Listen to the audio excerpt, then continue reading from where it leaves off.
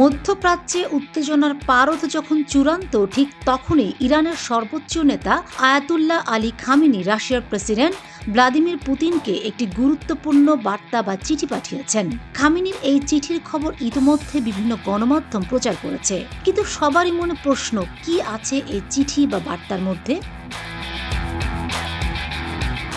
রয়টার্সকে দেওয়া একাধিক সূত্র জানিয়েছে, রাশিয়ার ভূমিকা নিয়ে ইরান হতাশ। যদিও প্রেসিডেন্ট পুতিন ইসরায়েলি হামলাগুলোর নিন্দা করেছেন, তিনি যুক্তরাষ্ট্রের সাম্প্রতিক হামলা নিয়ে এখনও কোনো মন্তব্য করেননি। ইরান মনে করছে, এমন সংকটপূর্ণ মুহূর্তে রাশিয়ার উচিত আরও সরাসরি ও কার্যকরভাবে ইরানের পাশে দাঁড়ানো। সবারই মনে প্রশ্ন, পুতিনের জন্য খামেনি চিঠিতে কি লিখে পাঠিয়েছেন?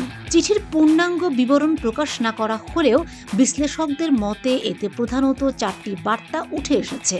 রাশিয়ার সক্রিয় ও প্রকাশ্য সমর্থন কামনা,